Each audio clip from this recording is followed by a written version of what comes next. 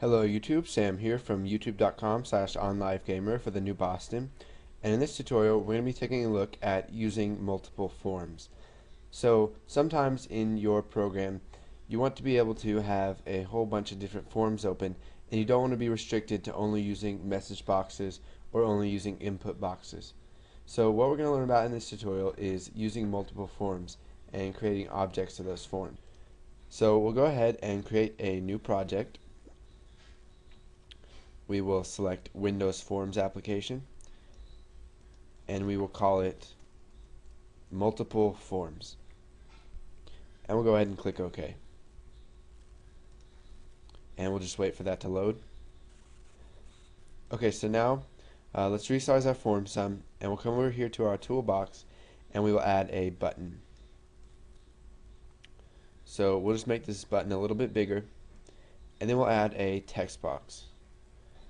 So text box right there, and we'll add a label right above that text box. And here, let's switch places, and we will just set the text of that label to name. So we'll come down here and we'll set it to name, and now we'll set the text box name to text new form name, and we'll set the name of button 1 to button new form, and we'll go ahead and shrink that down a bit,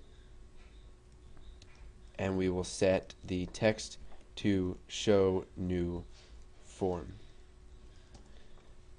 Okay, so now what we're going to do is we are going to open up the code for our form 1, and we'll just go ahead and set the title of the form 1. So let's come back here and we'll set the text to form number 1. Okay, so now what we're going to do is we're going to access the click event for button show new form. And now what we need to do is we need to create a new form object that we can show. So what we're going to do is we'll type declare new form as new form 1. So it's going to create a new form 1 object, which is going to be an exact copy of our form number 1. And we'll come up here and create a private variable. So private form number as integer, and we'll go ahead and set that equal to 0 to begin with. Okay, so now that we've declared our new form object, let's go ahead and set the form number. So new form dot form number equals 2. Let's go ahead and set this one equal to 1. Okay, so now that we've set our new form, we're going to go ahead and type new form dot show dialog. So what this is going to do is it's going to pop up our new form and it's going to let us use it. Now what we need to do under form1.load, so we'll come up here to form1.load and we will type me.text equals, and then we'll type form number, and let's just add a colon right here, and then we will add the form number and form number. So what this does is it uses the me keyword, which me refers to form 1, and the text of form 1 is this right here. You can see that in our properties we have properties for form 1, and the text is set to form number 1, and we're just going to set it to form number and form number. So now let's go ahead and run this, and if we click show new form, we get form number 2, and we can show as many of these forms as we want.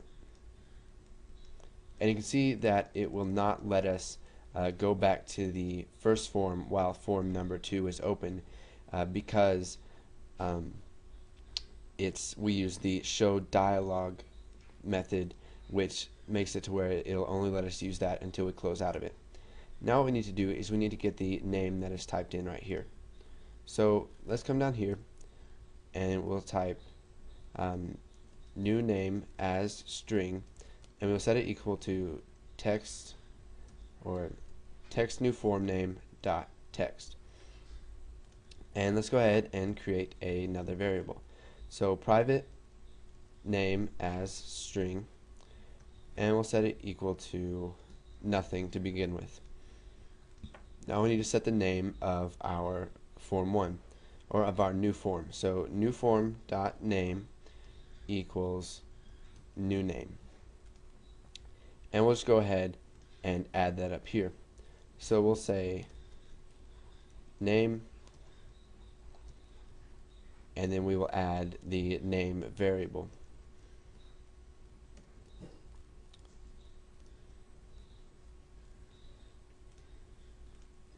And we'll just go ahead and set this to default instead of nothing, so that the compiler will quit warning us. Okay, let's go ahead and set this to form name, because the error wasn't with the declaration and setting the value of it. It was with the actual name, because it conflicts with the name that's already in Visual Basic. So we'll add this one to form name. And let's go ahead and run this. And you can see that if we type my new form and we click show new form, we get form number 2 and name is default. So let's go ahead and see what we did wrong.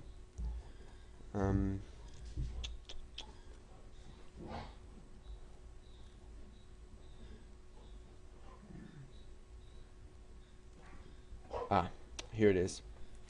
We need to change that to form name and not name. So we'll go ahead and run this again.